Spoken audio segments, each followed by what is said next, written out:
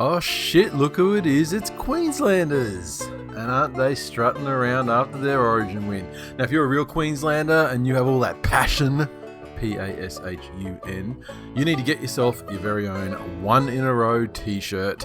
New South Wales fans got one back in 2014 and now it's your turn, you two-headed cunts. But you only have until Friday, November 27th to pre-order them. So go to thisweekinleague.com and click on shop to get yours. And don't forget, if you remember, you get 10% off. A great Christmas gift for the redneck in your life, but you got to lock it in no later than Friday, November 27th, or you fucking miss out forever. Want to get these out for Christmas? Got to lock them off then. thisweekinleague.com/shop. Do it.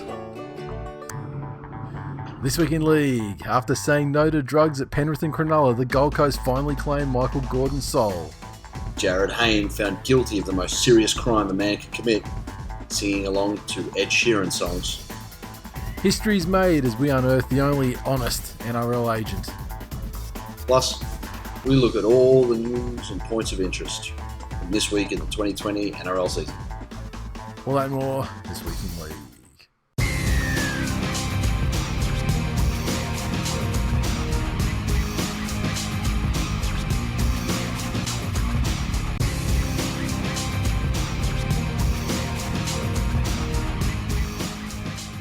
Welcome to episode 378 of This Week in League. I'm Nate.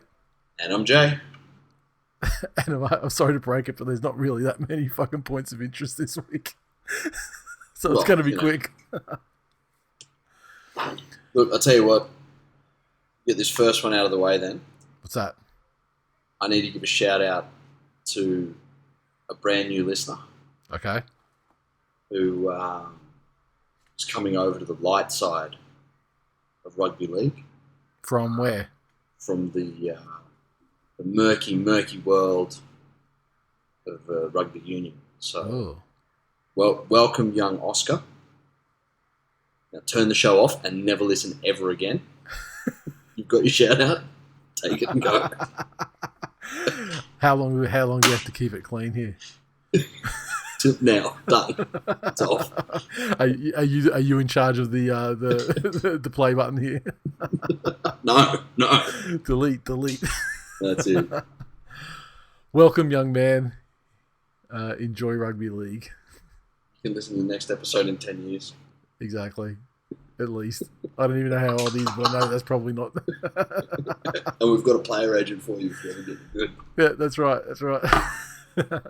So yeah, this week is going to be somewhat of an express episode. Obviously, we're quite removed from actual rugby league being played at the moment. We are in the end of the season and basically not killing time, but I guess filling in time before the TWiLs at the end of next week.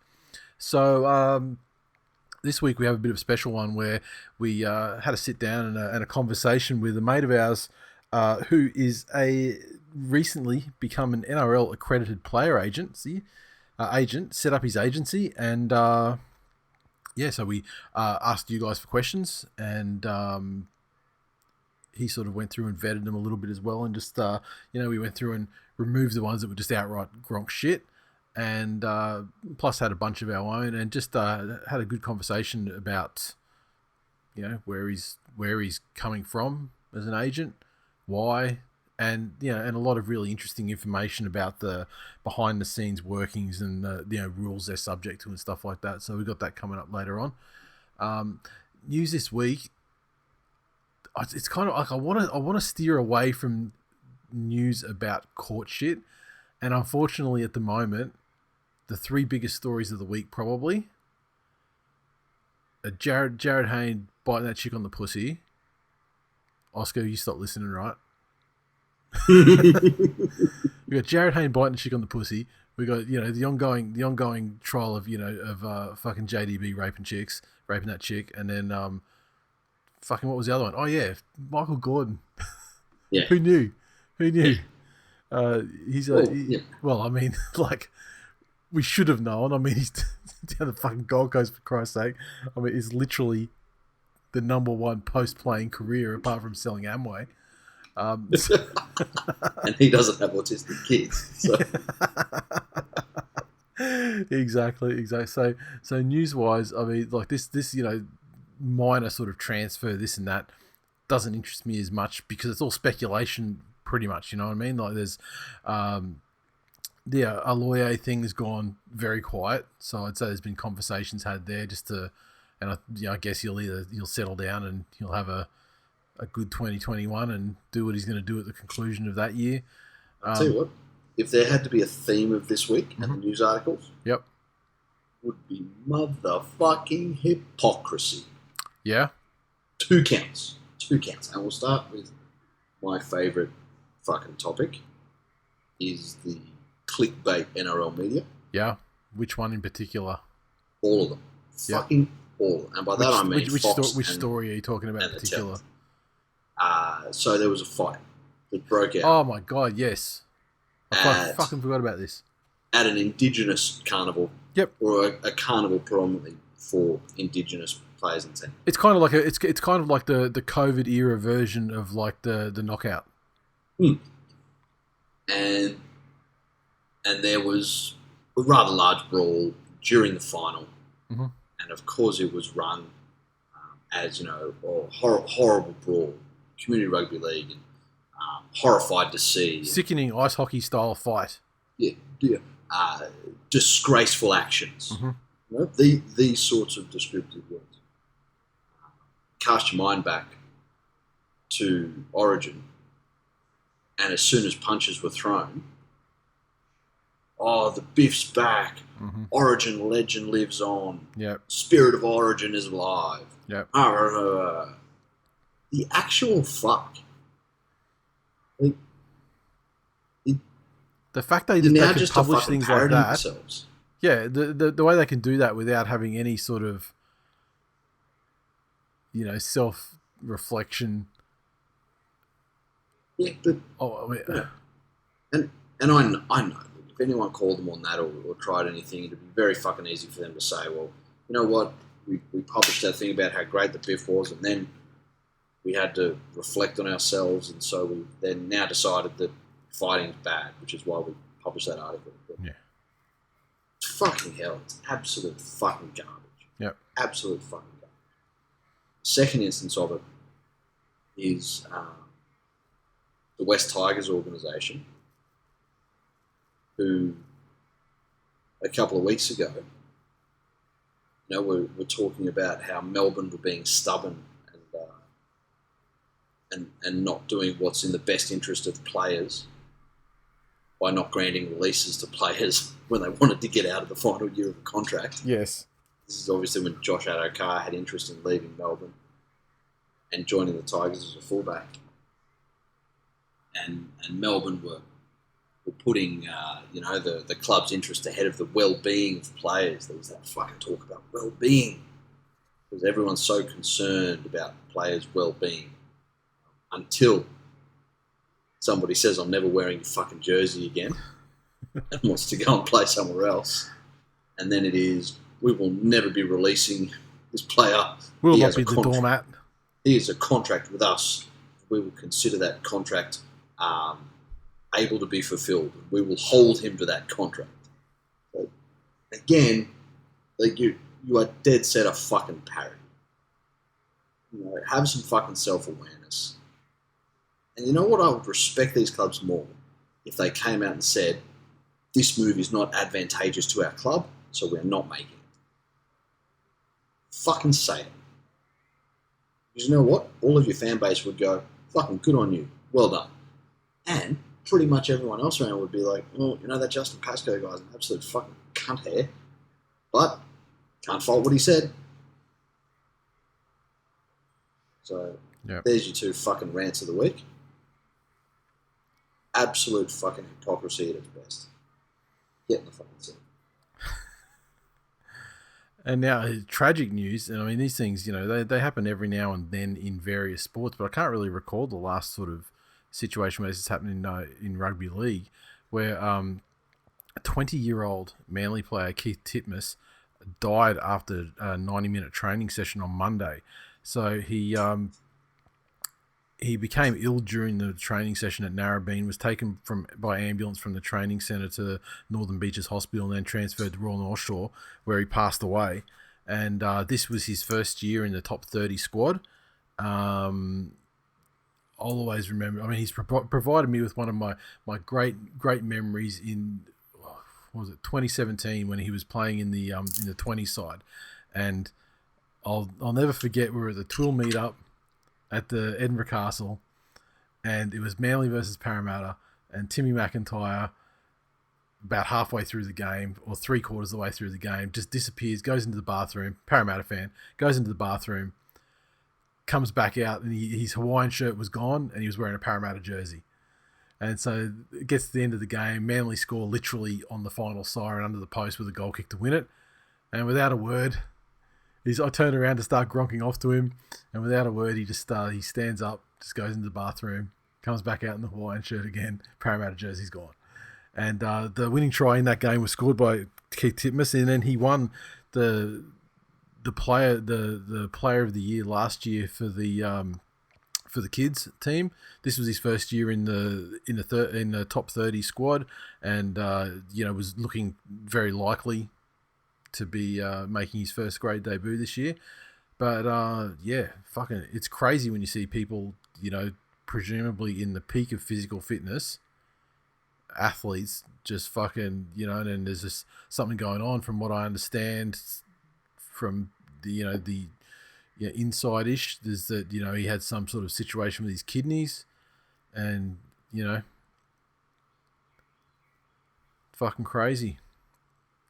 And a promising player has been lost to his family, first and foremost, but and to the game.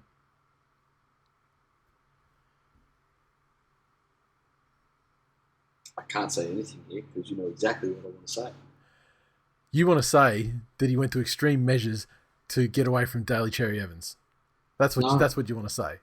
No, I was going to put it more eloquently and say it's fucking irresponsible that the hospital let him have his phone, where he's obviously gotten a text message that says, "Don't worry, no more actual work for you today. When you get back, we'll put you on a week of fucking mentoring sessions with Daly Cherry Evans." Yeah. I would not be so fucking obtuse as to just say that. You were taking Cleary's absolute decimation by Daly in the State of Origin series this year very poorly, and it's making you say unforgivably terrible fucking things. No, I've had this opinion of Daly Cherry Evans much longer than this State of Origin series, and I am firm in the belief that people, even if they don't mean to, would die as a form of defence. It's like when the body passes out when you're being choked. It goes to extreme measures to get away from being in a room with that long-necked socially awkward. Tragic as it is. I need to get him in for an episode. Please. And see if and I'll just leave a fucking belt on the table in front of you. Exactly. And see how extreme your body wants to go. We have a competition, and we'll just both start talking and see who could keep their sentence going the longest. That would be highly entertaining for me. And a fucking 9-hour episode. And I wouldn't even press record, because why subject anybody else to that? But on a serious note, rest in peace, young man, and condolences to the family. And it's terrible to see young, presumably peak fitness athletic people, just suddenly fucking drop like that. And I'm glad it doesn't happen all the time, because it's fucking tragic. Like, it really is. And I mean, and imagine a family, like, you go, a young guy like that, he goes off to training in the morning, and there's the last possible fucking thing. You're thinking, like, great, he's putting in, big leagues this year. The last furthest fucking possible thing from your mind, would be that. That's it. Which makes it just like that much more shocking. I mean, especially to those close to him, like, fucking hell. I mean, even the staff and the players and everything, you just trained with the guy. Yes. and he's complains like he has a cramp or something after training. He has a cramp, and then next thing you know, he's dead. Again, in my circle, there was a young lady, the sister of one of my good friend's wife, was in Sweden. Mm-hmm. Played there. They've got a sport over there called floorball. Okay. Which I believe is like field hockey, mm-hmm. equipment-wise, but it's played in an indoor capacity. Okay. That's their fucking big thing. Swedes right. fucking right. Like saunas and IKEA. Maybe IKEA build the rackets or the sticks that they use. She was on the national team. Okay. I don't know what other nations they would play, presumably Finland. Yeah. Denmark, very strong in floorball. Are they? Okay. I don't know. Let me. Same thing. While you're talking, I'm going to Google it because I'm fascinated now what this fucking sport could even be. Oh, there you go. Okay, yeah, so it's, hockey with 5 players and a goalkeeper in each team indoors. Yeah. Right, right. Sticks, yeah, right. Turned up for training, did the warm-up, dropped. Just fucking dropped. Was in a coma for ages and thankfully lived. Yeah. But same thing, just someone so young. And it just goes to show these things are always humbling. You start to think of modern medicine as this infallible thing and we know so much and doctors are so smart and they have all of these tests and machines and computers. The human body is a potentially fragile object. Like we're fucking squishy. Yeah, absolutely. And I think I'm going to try and make this a reminder to just have a little bit more wonder at what these people put their body through every week. Mm-hmm. Even when you're not talking about them dying, that thing that I've tried to remember constantly for the last couple of years of just, how good is your decision making under fatigue? Yeah. Because they're under a level of fatigue that quite literally could potentially kill them. Yep. So, maybe that's the way to show some respect to this young man. Really trying to remember that they really do push the limits of what a human body can do. They really are elite performers. Well said. Also, fuck Ali Cherry.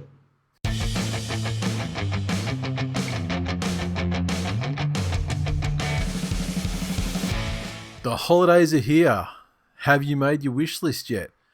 Our sponsor today has the #1 wished for gift of the year, Manscaped. The best in men's below and above the belt grooming. Manscaped is here to ensure you're taking care of your manhood and your nose hairs with their new performance package. Just in time to be ordered for Christmas for yourself or your loved one whose balls are either too hairy for you to fucking deal with or their nose hairs are just embarrassing you in front of friends and family. It's a season to perform. And the performance package is the ultimate men's hygiene bundle, the perfect gift. Imagine, we've had this feeling before. Imagine opening the box that says your balls will thank you with the most sought after gadgets and scents a person could find. We've got the new Weed Whacker in there, the ear and nose hair trimmer, waterproof and uses a 9,000 RPM motor powered 360 degree rotary dual blade system, which is a lot of technology for your nose hair, but I guess it just does an extra fucking great job. It has a Lawnmower 3.0. Tons of listeners have already bought this this trimmer. If you haven't, now is the best opportunity to get on board for it. We've spoken ad nauseum about how amazing it is. Well, for your balls, but in your case, your entire fucking body. Plus, it has the Crop Preserver ball deodorant, the Crop Reviver ball toner, and the boxes in the Shed travel bag. And those boxes, they're fucking super comfortable, man. That was they were like just an ancillary item thrown in there in the performance package that we originally got. But they're actually comfortable as hell. It was the revelation of the 2020 Manscaped box. Those boxes. Think about this though. How can you not just want to unspeakably improve somebody else's life. It's called manscaping, but it really should be called everyone's happiness. Because there is not one person on this planet that this gift does not help. We live in the age of COVID, and Australia's almost out of it. Do you know what fucking stray nose hairs do? Do you know? They fucking twist around, they bend in odd angles, and they tickle the fucking inside of your nostril. Can you imagine being out in public and having one of those fuckers there, talking to people, it's tickling you, you're wrinkling your nose up, you look like you're going to sneeze, you're constantly rubbing your fucking nose. People are going to think you've got a fucking virus. Get somebody, the fucking weed whacker, to get that shit out of there and let them live a normal life where they're not a social pariah. But the other thing as well, I mean, with the weed whacker, with the nose hairs, I mean, we're coming up. We're knocking on the doorstep of December. It's the fucking advent of bender season. And you know what nose hairs do? Can you imagine getting a fucking snowblower and trying to shoot it through a fucking jungle that's never been touched by man? You know what's going to happen? Fucking snow all over the trees. Not a lot's coming out the other side of the jungle. That's all I'm saying. So there you go. Congratulations, Billy. I've just improved the value of your Christmas party. Spend $350, get $350. Exactly. And like I said, for Father's Day, you should be getting the fucking lawnmower for your dads, your brothers, your uncles, your cousins. Everybody. Here's something to fucking freak you out. Next time you look at one of your loved ones, have a look at their beard or their hair, and then imagine, really, like, you don't have to imagine, that same thickness and consistency is going to be down in their fucking dacks. So you imagine that, imagine that thickness and consistency down your mother's throat. Exactly. And you know what? All you smart cunts out there going, oh, my dad's fucking bald. That's fucking worse. That means that down in his fucking pants, there's what could be described as a pubic tundra. Just sparse expanses of fucking desolate landscape populated by the odd protrusions of shrubbery.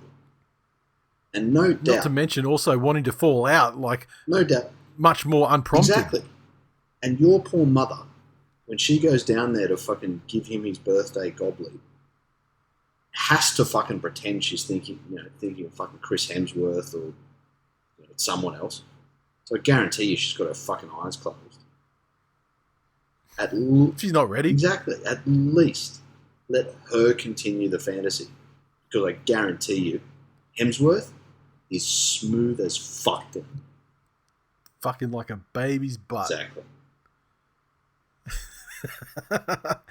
So, the performance package, the best value Manscaped has to offer, hot off the shelves, and thanks to Manscaped, you get 20% off plus free shipping with the code TWiLNation at manscaped.com. Do you do a Secret Santa for your family? Get one of these. Oh, can you imagine? Can you imagine? Get one of these. The envy of the Secret Santa circle. Exactly. Everyone's opening up their presents and someone gets a fucking pack of socks. Exactly. Someone gets like generic shit, like a bottle of wine or whatever, generic fucking shit. See, we do a non-person specific Secret Santa. You know that one? How's that work? So everyone buys a gift, you put it in the middle, draw names out of a hat for the order. Oh, okay, and you just sort of pick one you like. That's it. So the first person's got to pick a gift and unwrap it. The second person, they can either choose to unwrap one or they can take the gift the first person got. Oh. And then if someone takes your gift... That has like a competitive / cunty that's angle it. to it all. So you then, if someone takes your gift, you've got to pick another one out of the middle or you can steal another one. You can't steal the same one back. Right. I've not heard of anyone doing that, but fantastic. I mean, that's highly recommended. Yeah, that's not bad. Yeah, and ladies, you can also then joke to your fucking partner, oh, you should grab that manscaping thing there, even though you've bought it yourself. Guilt-free. So that address again, manscaped.com, 20% off plus free shipping with the code TWiLNation. Bang it in there, all capitals. What are you waiting for? Go whack your weeds and make Santa proud.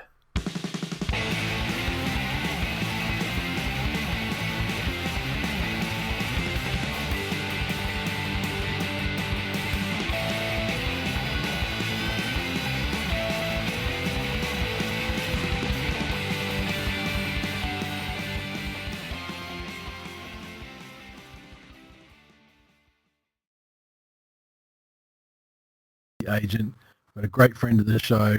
Wouldn't go so far as to say OG, but you've been around for several years, and like a lot of people that have been around the shows and the meetups. I mean, you have your stories in you've entered into the halls of legend that we won't go into, but Michael Redpath from Strive Player Agency recently set up. And I remember when we were doing the questions, like you're a pretty heavy contributor to like to the membersode questions every week. And I remember when you sort of gave me the heads up, probably a couple of months ago now, and you're like, look, don't say anything, but I'm going to be sitting a test. I've been through the rigmarole for the player agent accreditation for the NRL, and I'm sitting the final thing this week. So if that all goes well, then here we are. It all went well. Strive Player Agency set up. First things, just give us a bit of your background, I guess, outside of, and leading up to the whole player agent situation. Well, first things first, some listeners will know me as Life is a Friday, but I'm not so much on Twitter anymore. But obviously my name is Michael. I am a lawyer by trade. And since a young kid, I've loved the NRL and I've always wanted to contribute in some way. I never really wanted to help the clubs though. So I've always been more about someone that wants to help the players. As a lawyer, I have my own clients, for instance. So I thought becoming an agent would be the perfect way to help the players. And given my legal background, I know how to advocate. I know about contracts. I know about negotiations. I thought it'd be the perfect way to really step in and make a positive and influential change to really a whole sphere that's got a bit of a stigma against it, to be honest. It does, which is why we jumped at the opportunity to actually have someone that we know jump into the fray.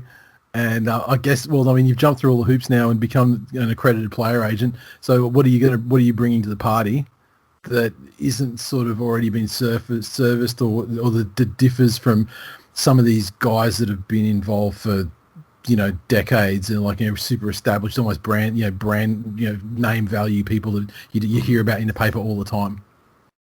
Well, I think I'm a lot younger than a lot of agents, so I think I connect with people on that level. I think I'm the only lawyer that's an agent as well, so I can provide legal services, no additional costs, whereas other people have to pay external lawyers to look over things for them and to kind of negotiate deals. I think I'm the only one that's located in Canberra as well, which is crazy because I think there's about 100 or so agents, but they're all flooded in New Zealand, Queensland and New South Wales. So given the current nursery in Canberra and how that they all have to be, I guess, lack of a better word, serviced by agents interstate, I thought that would be my real point of difference. However, at this early stage, I haven't actually signed anyone in Canberra. They've all been interstate and overseas. Well, that's news, of course, for celebration, I should say. So you're already up and running with clients on your books, acting on their behalf. Yeah, that's right. I thought, obviously getting the first one was the hardest one. However, now I've got a pretty good nursery, and including a few people from Fiji. I've got a bit of a Fijian connection going, which is I was looking at it's the last two guys. Is it the last two you've signed that from Fiji? I mean, I know there's the two guys I saw on your Facebook page. Yeah. One of them is a Fiji 7 star, and that Fiji 7's team's bloody good. Like Jared Hayne a couple of years ago tried to get on it, and they told him to piss off. So pretty high standard. He's actually been offered a contract for the Manly feeder team. Just spoke with Matt Ballin actually, and he's offered him a contract, and we said if he's half decent, he can play on the wing in first grade. So that'd be exciting. That's absolutely true, because I mean, half decent is literally better than what Manly have at the moment. Yeah. How'd the Fiji thing come in? Because I mean, you got a couple of Fijian guys, and I noticed you also had a lad who represented, was it Chile? Yeah. So the first one, the guy that represented Chile, he was actually found because I did some strategic advertising in Sydney, just saying, talented rugby league players that want a manager. And he actually didn't sign me straight away. However, he got me onto other people, and then he led to me signing 3 other players immediately who were keen. And basically, everyone that's talented already has a manager. Right. However, I've got lots of people that were disgruntled and they didn't enjoy the time with their previous manager because their manager wouldn't talk to them. They wouldn't pay them any attention. So I'm getting lots of people on their second wave of management, basically. Sure. And I mean, the selling point there is obviously because you have a small roster at the moment, the personal attention and everything like that is obviously much greater. That's exactly right. I mean, one of the ones I met up with today said he's spoken to me more in a month than he spoke to his last agent in a year. So yeah, that's awesome.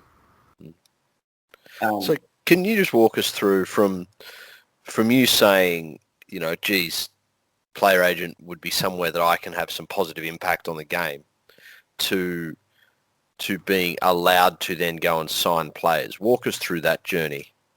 So how you got there. You have to apply to become an agent, which includes doing a business plan and going through a background check and things like that. From there, they say, yeah, that's fine. They get you along to the orientation day. There were some pretty great people at my orientation day. Like there was former Australian of the Year, Mr. Lattimore. There were several other players. Matt Rogers was in it. Phil Gordon. Matt Rogers would have been there trying to sell Amway to everyone. Yeah, probably. But that was a bit lame because it was over Zoom because of COVID. But right. Yeah, great people there. And then from there, there's a test and you have to get 80%. It wasn't very hard. It was just a long comprehension exercise, and most people scored in the high 90s. So yeah, you really have to try to fuck that one up. Yep. So just to go back on that again, and just the reason I'm asking these questions is to try and give people an idea of what these other agents, who have turned out to be in some cases, less than honourable. Yep. What they've actually had to do. So when you say people are all scoring in the high 90s, like what sort of exam was this? So just kind of situational questions. There's questions about the rules, but you had the rules in front of you. So yeah, you just, if you got an open book exam. Yeah, if you put Control F, you could really find the words you needed and go from there. So what you're saying is the bar was incredibly high. No, not at all. But the thing is, where lots of agents get in trouble is because you're not allowed to approach someone if they already have an agent. Yeah. And lots of them try and poach one another's agents. There's also a rule that I didn't know about, which makes things hard, is that you can't actually approach someone until you've checked with the RLPA that they don't have a manager, which means if you've gone to do some scouting, you're like, that's great. Say I've travelled interstate, then I'll have to, in the interim, hope that the RLPA gets back to me. Otherwise, I can't approach said player straight away. You can't sort of strike. You can't strike like right then and there as catch them as they're walking off the field or whatever. Yeah, that's exactly right. So you can't just be weird and wait for them by their car or something. So, yeah. And it's probably for the best, but it makes things harder. That's a good point. So that's a potentially sticky situation that you find yourself in. It obviously makes your job very, very hard. Yeah. Is there a channel feeding back to the governing body where people can say things like that? That this is untenable. We need something to change, or we need the ability to do something. Otherwise, essentially, the people that are stuck with these fuckhead managers will be stuck with them forever.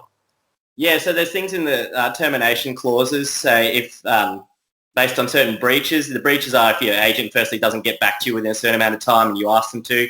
If you ask them to change something and they don't change it within 10 business days. Yep. If you don't like how they're approaching you, or if they've approached a club on your behalf without your permission, then that's also a breach and that you can terminate because of that. There's a bunch of different ways to terminate. The most common one is that the player says, look, I'm sick of you, get out of my life. And then the agent says, sure, see you later. Yeah, okay, fair enough. But the thing about terminating with an agent, though, if they've organised a deal for you for 4 years and you're on the second year of that deal, even if you terminate, they're getting paid for the whole thing. So at the end of the day, the agent's like, well, all right, I'll get the money and not do anything. Yeah, and I mean, that was something that came up with David Fafita when they were saying that with the Titans he was trying to negotiate a 1-year deal so that he could then terminate. He was terminating the agent at the end of that 1-year deal when their term had expired, and then he signed a new one. Self-representing or with a new manager that he wasn't at odds with or whatever. Yeah, well, I mean, at least there was a lot of money in that one year. Yeah, Yeah, that's right. Okay, so you've done up your business plan, which hopefully wasn't done in crayon. Microsoft Paint, it was a... Yeah, good stuff. You've sat your exam that was open book. You know that you can't poach from other agents. Where to from there? Well, usually you go to the NRL schoolboy carnivals and you're given a tag, the agent tag. Players that don't have an agent kind of flock to you. You make, and then you go from there. However, with COVID, the schoolboys was all behind closed doors and televised. Yep. So that made it very difficult. That was my first hurdle. I basically had to rely on some advertising and word of mouth initially. And then I was very fortunate that one of my players from Fiji reached out. And once again, he had word of mouth and he had a bunch of people that were interested. And yeah, from there, it's just kind of word of mouth. And everyone's like, I've had a good experience with this manager. You should go talk to him yourself, because more often than not, you hear about bad experiences with managers. Yeah, that's it. Any positive one's great. And it's the best form of marketing, obviously, word of mouth. Exactly. So, in answer to your question, the first one was difficult, and I sat there for about a month without anyone, just kind of thinking about how I was going to do things, or whether I was going to have to wait until I could physically go to games and things like that. But then a few opportunities came my way, and I was happy with that. Beautiful. There's also the rule where you can't approach anyone under the age of 18 unless a parent's around. I think that's a great rule. I'm sure you guys with kids would like that rule too. But you can approach them if they're with their coach, and basically you ask their coach and you get the business card and you say, can you ask that kid and his parents to contact me? Yep. You can't really go about enforcing that or trying to follow that up. Yeah, gotcha. Yeah, so I'm looking forward to attending those types of days, because it's much easier to meet someone in person than to have them call you after an ad or call you because their friend said you were great. Yeah. Okay.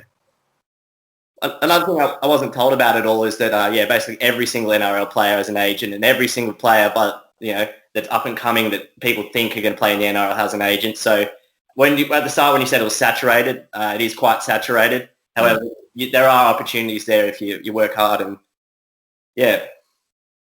With the test and the apparently sort of easy nature of it, out of that intake group, is it like close to 100% of those guys? What's after you've passed the test? Is there any further hurdle to jump, or it's just like you've passed the requirements to become accredited, and then you have to just pay a fee, and then you're away, or? Yeah, you pay a fee, you get your professional indemnity insurance, which is mandatory, and you're away. The email said that nearly all of you passed, so there would have been a couple of people that didn't. So I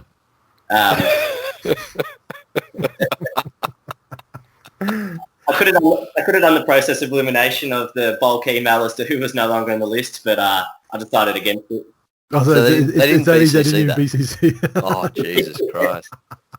See? Just in that one anecdote, you have summed up exactly what I think of the governing body. How they fucking offer it. Jesus Christ. Oh, God. Okay, so in that class you had of those 100-odd guys, are they all like you and starting their own venture, or do they need to become accredited so they can work in, Isaac Moses' fucking sweatshop? Yeah, well, lots of them actually were going to different agencies, and I thought about reaching out to an agency. However, as I'm sure Nate can appreciate, the idea of working for myself just sounded great. Yep. I already work for the man as a lawyer, which is fine because, I haven't been a lawyer for that long and I need a bit of supervision. But, one day I want to be a barrister so I can, once again, be my own boss. So the fact, when I was going into the agency thing, I didn't really want to work under anyone. I didn't really feel like I needed to learn the ropes too much. And I could reach out and call, there's a few guys that are senior in the players' agents that kind of run it as a kind of corporate body. So I could reach out to them if I had any questions. So lots of people chose to go the route of having an established business. There's no startup costs. They can get a free business card and go off trade off the goodwill of another business. But I just thought I'd gamble on myself, and so far it's working out. Yeah, fantastic. All right. So do you want you want to hit into some of these listener questions? But like, basically, we put it out there in the Facebook group that we're going to have this agent. So if you've got any questions, any burning questions, we'll vet them, because I mean, typically anything any call for questions that go out to the listeners of the show. I mean, there's going to be like a 20% minimum, Gronk sort of, noise factor that you need to filter out. But but got a couple of good ones, and they do kind of, I mean, they do kind of speak to some of the things we've already spoken about. But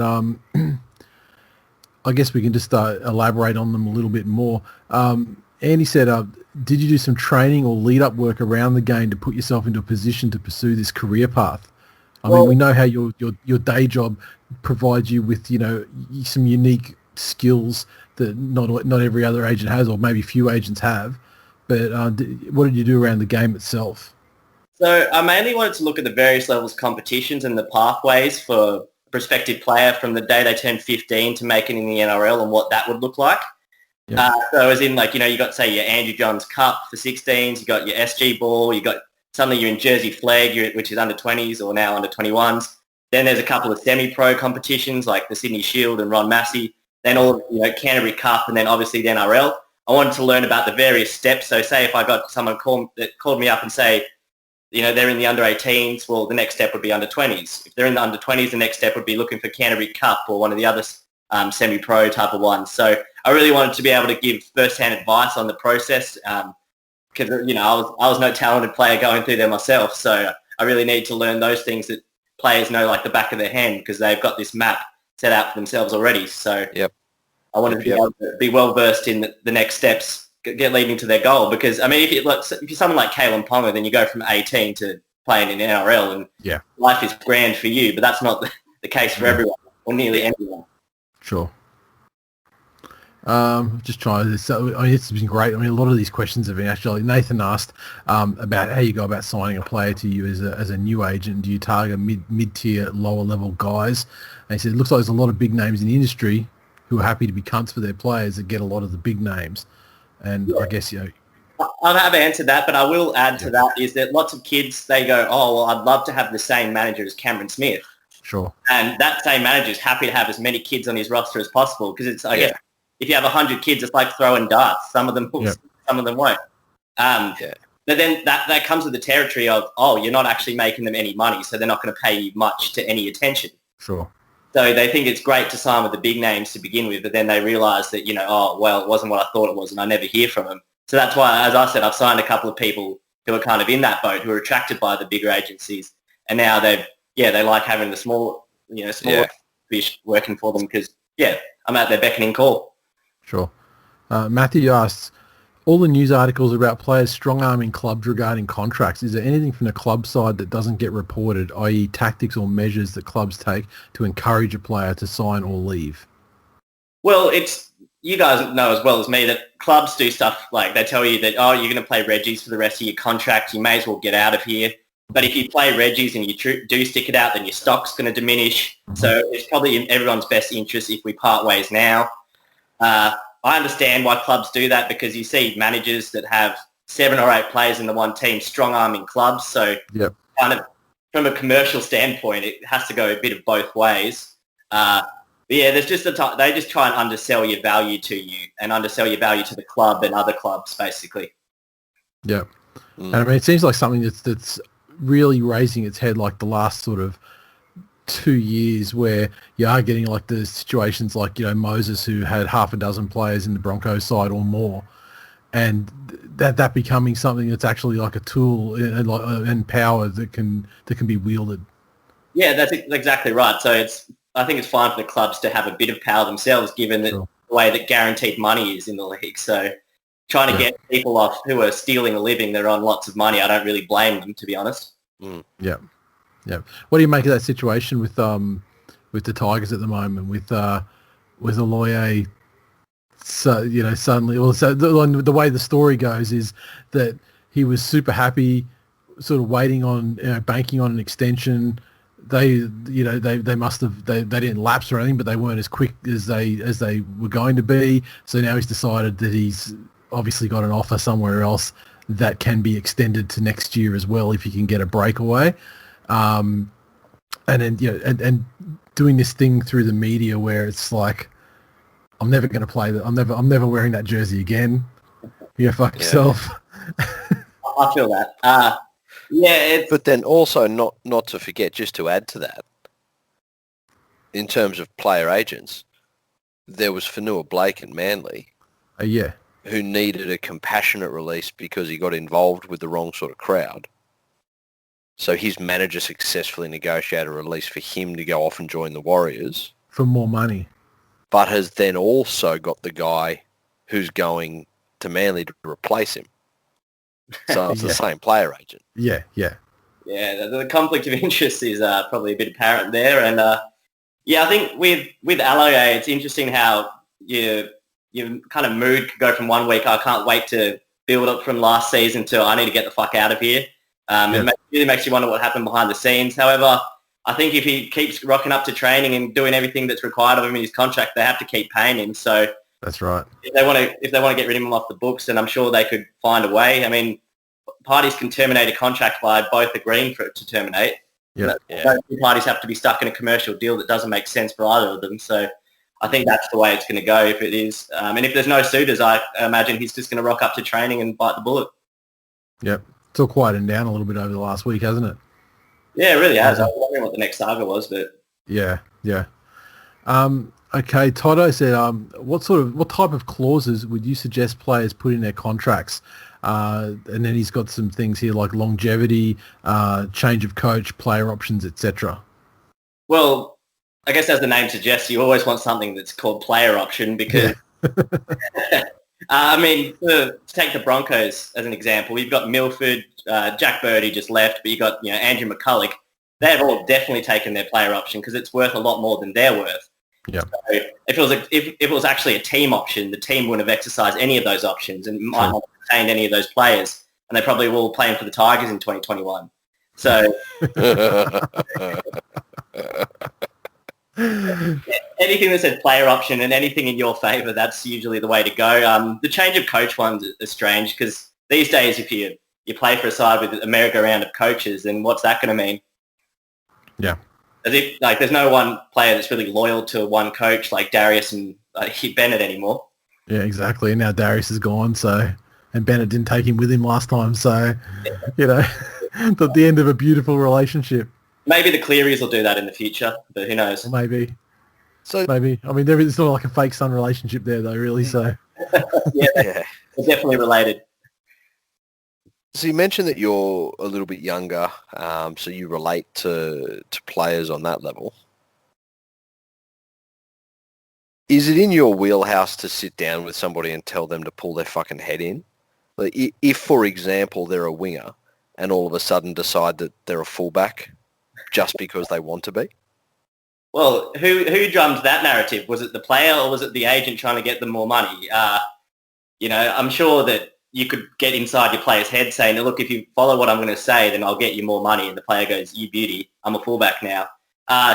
Look, that is a good point. However, as a lawyer, I have told people much older than me to pull their fucking head in and shut their mouth and do things like that. So they're not obviously big footy players or anything who I'm saying this to, but I think they respect your opinion as like a trusted confidant and advocate. So at least I hope so. I haven't had to deal with that yet, but we'll see how that goes. Look, hopefully one day you get the problems of, moving someone from a 400K to an 800K. Exactly. Let that be one of your problems, please. Yeah. Carson says, how many players are you allowed to represent, and after how many can you look after realistically? Well, you can represent as many as you can handle, really. I mean, they say Isaac Moses had or still has, while he's remained suspended, between 50 to 150 players. No one can really be certain other than the governing board. So it's a full-time job for him, and he's got people that work for him as well, so he can take on that type of load. Other people have full-time jobs and they do it as a side gig, and they can handle about 5 to 20 without really needing any help. It all depends on how late you want to stay up and how available you can be on your phone at your job and things like that. If you work in like a high intensity labour job where you're always hands-on. You can't really be answering your phone to deal with players all the time. Whereas, myself working in an office desk, that corporate environment, I'm pretty free to take those types of phone calls and things like that. Yeah. Realistically, like how shut the fuck up for a hands-on? second, Your Honour. Just, Your Honour. Yeah. Objection. My player's calling. Fucking button it, Judy. Realistically, how hands-on have you found like a single player on average at the moment?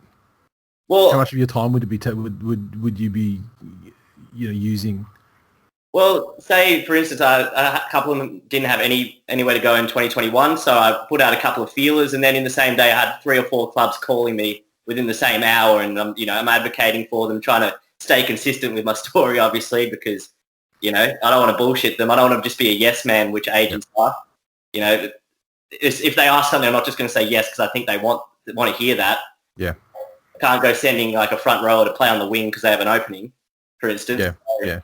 I feel like some have been more work than others, but that's just the way it is. Some people are more communicative than others, but at the end of the day, it all depends on the person. There's a little bit of time each day, though, between talking to their coach and talking to people like that. So I think the other part of Carsten's question was how young can you sign them? You can sign, the youngest you can sign someone is the calendar year that they turn 15. Clubs like Penrith, for instance, they know that exact date, and they're all the contracts are there ready to go with some managers because they know nurseries. It happens with the Broncos too. They know certain nurseries are just going to produce really gun players at a really young age, and they're all waiting on their birthday or on that day of the calendar year to sign. So, but the thing is, by the time you're 17, there has to be a clause saying that it's automatically terminated. So you don't have them they're on some deal for life, and they're kind of stuck with the same guy. So yeah, you can't go under 14 and things like that. You can have conversations with their parents to prime them for the day that they turn, and you can sign. But at that age, you don't really know. You never know to grow into their body, and I'm sure. If you had, Real Dad is one of my scouts in Toowoomba, he could tell me about all the up and comers. But I tell you, he'll tell us about a kid that's primed, that's going to be the next whatever. Not usually the next halfback for the Broncos. But then probably the next time we see him, we see him, he'll just run down. Oh, what a cunt that kid's turned into. And he could probably give you enough information on their bodies to put you on a fucking watch list. Yeah, probably not the scout would want then. But, no, he'd misunderstand that, and he'd show up at a scouts meeting. I've taken photos of all the boys for you. Yeah, that's right. The dangerous thing about having scouts too is that they have to abide by the rules even though they haven't agreed to in any form. And if they break the rules, then you can get suspended or you can get your thing cancelled. So you really have to worry about who says that they're out there being a scout and representing your brand.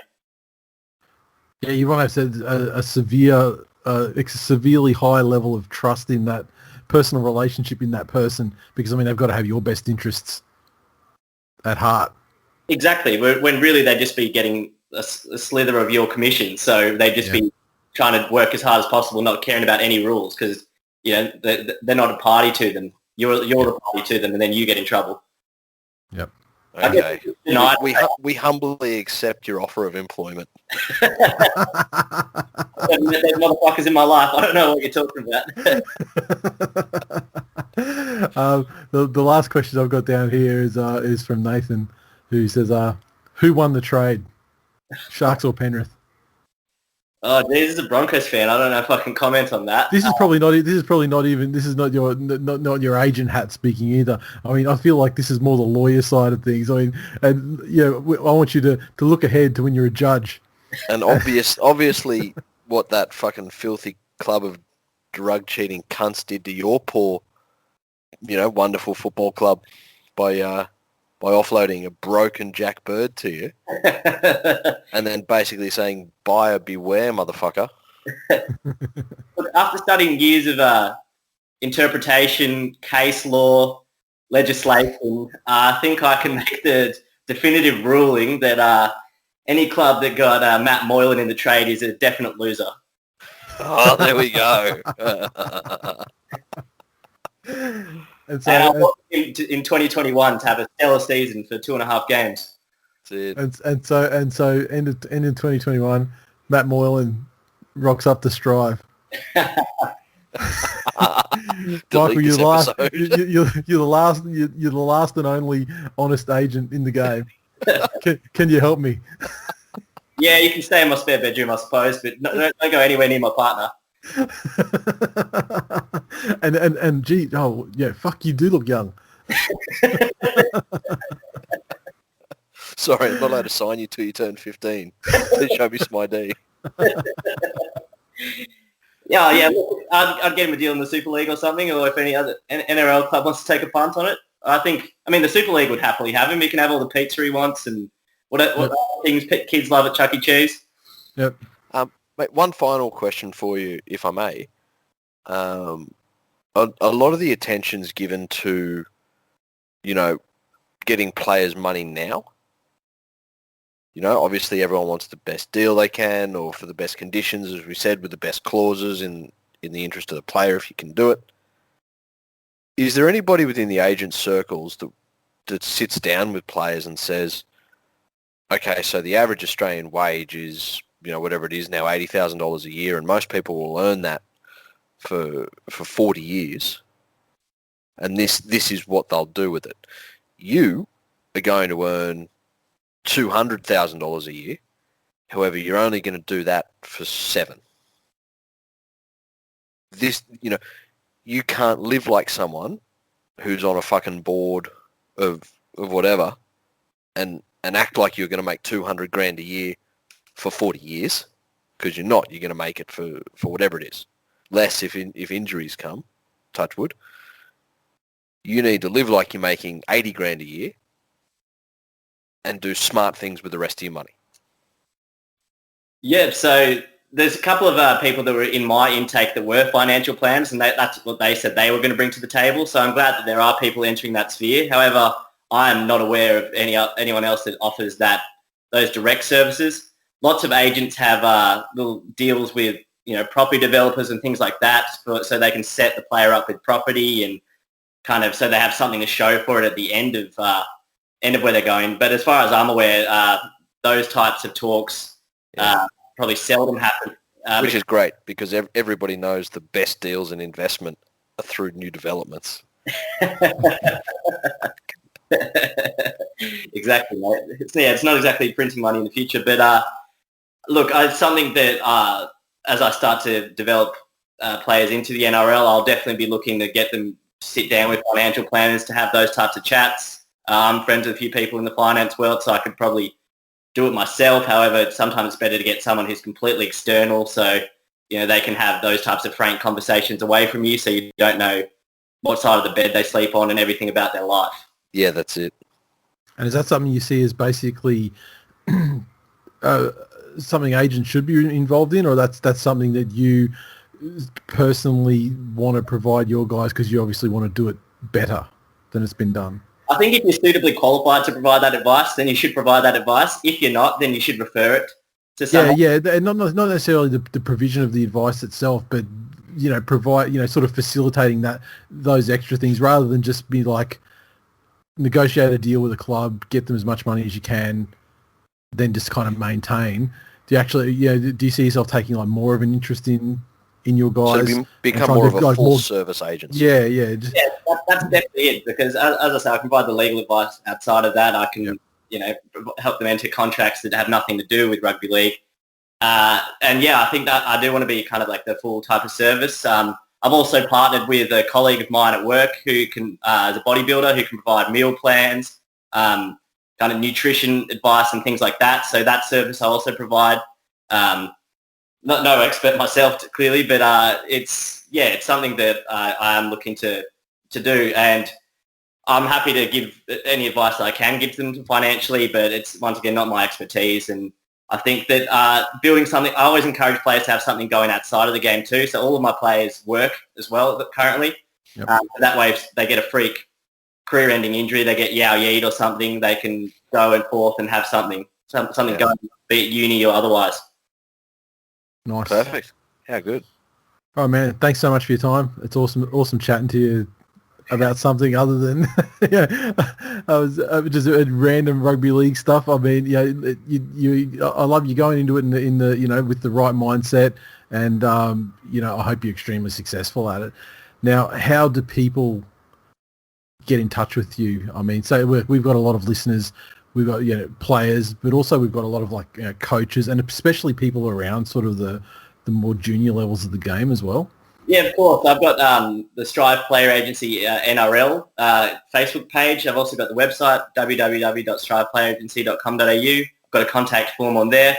I can put up my agency details on the page, the TWiL page that is. But overall, thanks for having me, and thanks to the community. For anyone that wants to reach out and ask me any more questions or get involved, then I'll be happy to take it on board, because it's a great group of people, and that's why I've keep coming back and listening to the show since, I think, 2016 odd. Nice. Oh, man, we fucking love you. Good shit. Thanks, bud. Take care, mate.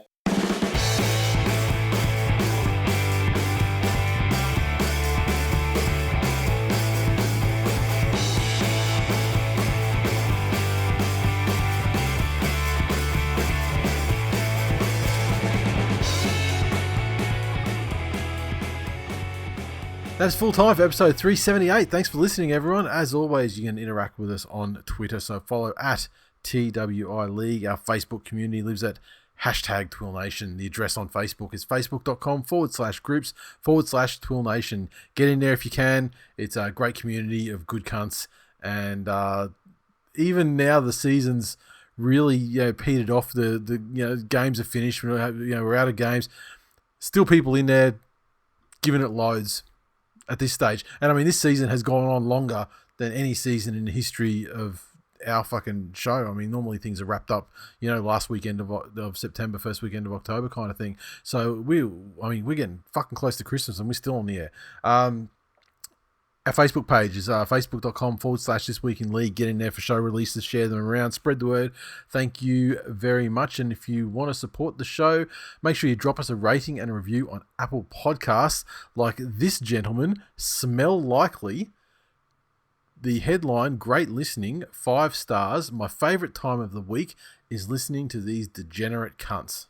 Thank you, sir. Does that get through the language filter, or is that... Yes, actually, yes. Fuck. There's no trickery to the word in there or anything. And maybe this is like the app I use that monitors all of the stores across the world and stuff. Yep. But maybe it picks things up that like it grabs them instantly or whatever, and whether they've made through the vetting process or not. I'm not sure, but that's a fucking excellent point that I didn't think of. Yep. Of course, if you want to go the extra mile, our digital memberships are still available and can be picked up at any time for $3.99 a month. And there's quite a large back catalogue there of material now, probably like 37 or something like that. Like tons of episodes there. So feel free to jump on in and fuck it. Support us by telling a friend, spreading the word. So many people we see come to the show because their brother put them onto it, or their fucking brother-in-law, or whatever, their friend. So I really appreciate people who do that sort of thing as well. One other thing that I fucking almost forgot, and I haven't even told you about it yet. That's how close I came to forgetting. We have got some dead set fucking champions that listen to this show. That's no surprise to you. You fucking know that. I know that. The people who listen to the show know. I mean, the people in the Facebook group, they know, because I mean, they see good cunts interacting with good cunts. And if you don't know, now you know, fuckers. You know. Now, one of the better cunts is someone that is no surprise to anyone is a good cunt. Is our mate Biggest Tiger. Yes. So anyway, on Monday, so 2 days ago, I get some mail, and I'm like, fuck it, like the mailman just sort of just chucked it at the door and bailed. So I go out, get the notification on the doorbell. So I go out, and it's just a fucking like a large white envelope. You can see it's like, misshapen, like, it's kind of large, and it was to the TWiL dads. And I'm like, okay, interesting. Who knows my address? and it doesn't sound like it's ticking. So anyway, and then on the back it was like, to the TWiL, from your Sydney best friends. So I open it up, and inside is like what looks like a well-loved Steeden, deflated for shipping presumably, and so biggest on grand final day has gone around to our mate Sam's place for a little grand final day soiree. And there's probably he probably invited about a dozen people or so there, but like all of whom listened to the show. And so biggest has gone with taking the Steeden around, and he's got them all to sign, like write little messages of love and support, and regret that we couldn't be down there this year for the grand final for a meetup. So like, how touching was that? That is fuck, they're my favourite sorts of things, because that's thoughtful, yes, and captures the essence of what this show is. Yes, agreed. People putting actual fucking heartfelt thought into something that at the end of the day has absolutely no fucking value or use to anybody whatsoever. Well done. Mailbag. Daniel says, is Gutherson the worst centre New South Wales has ever had? Yes.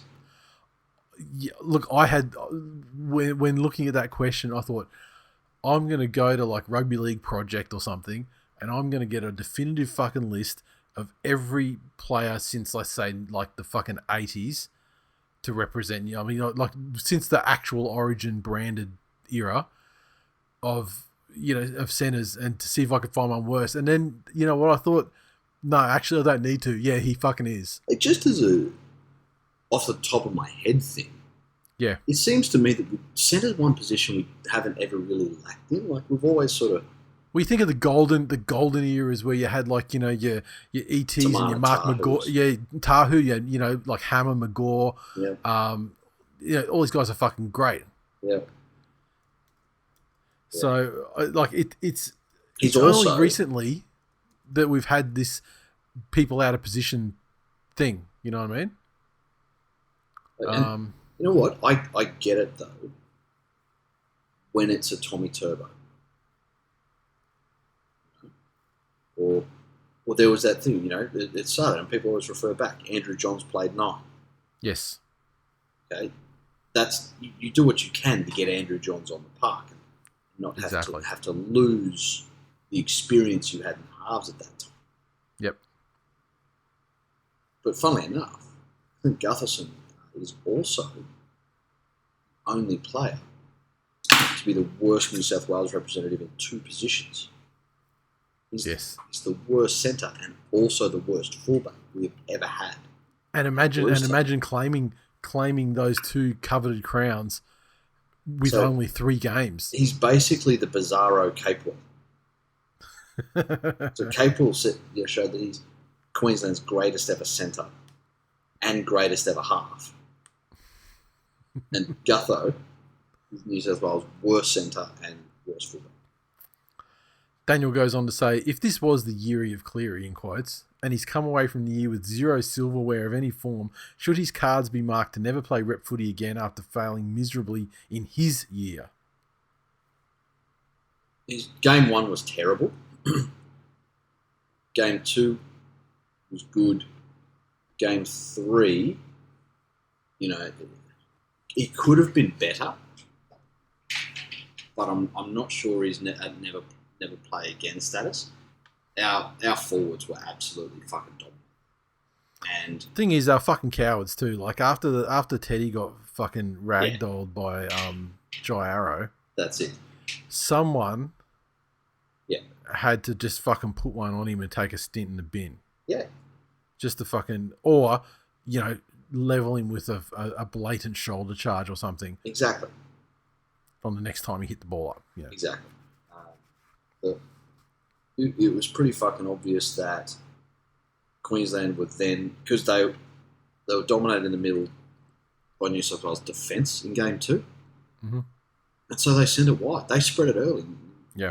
Every single chance they got and found us wanting. So, yeah, he didn't have a stellar series overall. But it's his development as a player that needs to come along, not necessarily just him in the record. Yep. David said, Queensland borders to open to both New South Wales and Victoria on December 1st. Sounds like, to me, we'll be having our first ever TWiL Nation Christmas party in Sydney. So that is wishful thinking. I wish if they had have said on December 1st the borders are opening up, if they had have said that in October, then there's every chance that we would have been able to organise something. Yeah.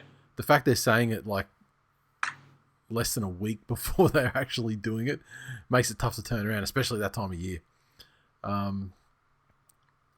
Toto, since New South Wales can't beat our reserve grade Origin side and worst ever team, is it time to put a broom through the team and coaches?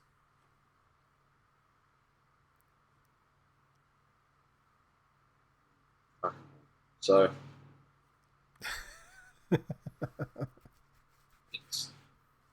it's not even your worst ever team. I hate this narrative that Queensland is saying it's their worst ever team. The absolute fucking disrespect to the likes of Wayne Bartram. Yeah. Or I guess the overabundance of respect given to Wayne Bartram and a halves combination of fucking, who was it? Like Adrian Lamb and fucking Dale Shearer, who was about 53 years old. Exactly. If you're trying to say the current Australian representative halves are worse than those guys. Yeah. Yeah, exactly. Then stop fucking licking toads on their dicks. Chris said, are Queenslanders getting dumber or louder? Both. As the little taco girl says, ¿por qué no las dos? Combination that I find the most distressing in another human being is undereducated and over-opinionated. I find Queenslanders display both those fucking qualities in abundance very often. And that's the sort of shit that leads to things like Pauline Hanson having a support base. Yeah, and don't forget about the lengthy fucking political career of Bob Catter. Yeah, exactly. I mean, that guy's about fucking 80 years old, and he must have been in Parliament for 50 of those. Yeah. David says, if Harry asked, how many loads would Vorton take? This presumably, the caveat I'll put on any answers to this, I feel that this may require the additional knowledge of having listened to the game with commentary. Yeah. I couldn't tell you about Vorton, what he said or did during the telecast. Presumably, it's Origin. He's a Queensland Gronk. It's his character. Presumably, he went off his fucking tits about him. Yeah, exactly. But yeah, I can't say for sure. Cody says, is Bellamy the man to take over the Origin squad once he leaves the Storm? Coaching styles changed a lot since he last coached Origin, able to get players to know their role. Look, I'd be happy because when they're working on the current Origin system where they prefer the coach to be someone that's not coaching a club side. Yep. If Bellamy was like a coaching director of New South Wales and that was his only fucking job, and so he could identify his players, get in their ear early during the fucking club season, yeah, and start, because I think Bellamy's a fine coach. I think he would be successful in New South Wales. However, he's an actual proper coach, not like this little like a fucking cheerleader that gets guys up for 3 weeks. Yes. However, now that they want someone to sort of, actually take the year to think about the role and everything like that, perhaps he could then play more to his strengths. Especially if he could get some sort of continuity in the side over a couple of years. Yeah.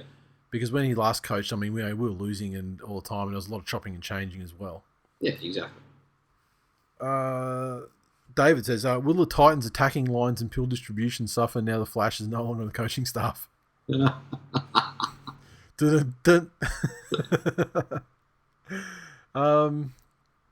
one we've addressed. Norts says, with the Yuri of Cleary dead in the water, can it be surmised that Cleary has trouble performing outside of New South Wales and against non-New South Wales teams? Examples, Taylor beating him for rookie honours, the Storms beating him in a grand final, and playing like absolute shit in games 1 and 3. # fuck the Broncos. it's cunts like you who do things like say, I knew somebody that didn't wear a mask and didn't get COVID. So therefore masks aren't necessary. And no one should wear a mask. My freedoms. Read a fucking book. Vaccinate your kids. And just get better at being a fucking human being. Living in a fucking society where everyone needs to pitch in and do their best. You know? He also lost football games on days when the sun rose. Does that mean the sun is detrimental to him fucking playing football? Fucking Queenslander logic. Jesus Christ. Hurts my brain. Tim said, is Munster really the best player in the game, or is this just New South Wales trying to justify how they lost the unlosable series? Cameron Munster's an absolute fucking... He's great. I don't know if he's the best player in the game, and I don't know if he was the best player of the series for Queensland either. Yeah, but do you know what he was? He was the fucking come with me boys. He was, yeah, that's what New South Wales don't have. He was the fucking niggle. He was the first in to fucking put hits, and it's that old Thurston mentality. Okay, we're up against it here, so I'm the cunt putting the kicks in. I'll also be the first one down there chasing. Yep. You know? Yep. And New South Wales didn't have any of that. They didn't have anyone doing that. There's that other shit. Munster is inhumanly fucking strong for his size. Yep. And he has one of the sturdiest do not give up attitudes, which is probably what I respect about him. Yeah. Yep. I respect everything you said, and also the fact that he has now become the official party machine. Fuck yes. But not in a way. He's not punching anyone. He's not raping chicks or biting on their pussy or anything. All he's doing is just fucking hitting the beers and making Instagram stories with cheese. Yeah, exactly. And it's tremendous. Wayne finally, he says, I've just bought Cam Smith's book. Is it natural to orgasm purple jizz? Jesus Christ. Maybe if you're the type of cunt to fucking spend money on Cameron Smith's book. It was fucking sad. I was in the city, and he was there doing a book signing. All right. And so, first of all, in the crowd, the majority of people had at least 3 copies of the book. So I can only assume they're the sort of fucking scumbags that do shit. They go out and get something signed and then just try and sell them all on eBay. I think they've overestimated the market somewhat. That's it.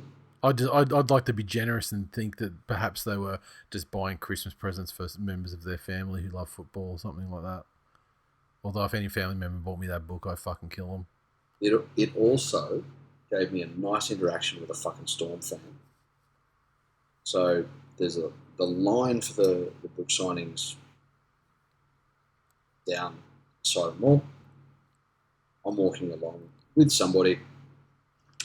We are on the left-hand side of the walkway, and this fucking Gronk Storm fans walked through,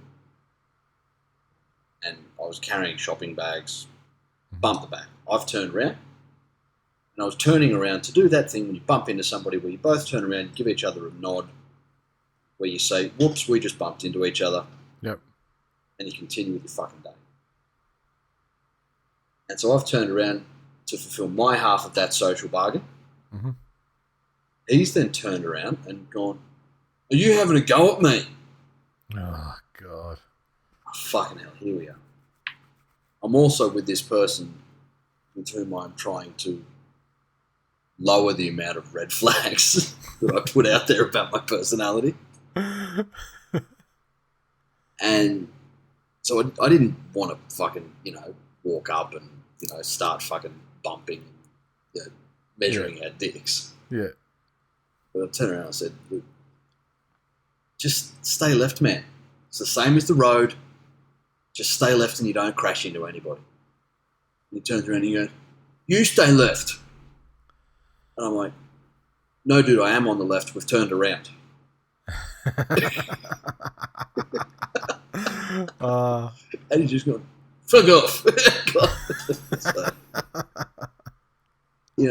and I was sad because I hadn't had a chance to catch up with Super Grover this year, but now I feel like I've spent a whole fucking day with him just from that 30-second interaction with that fuckhead fake tough guy Stormfall.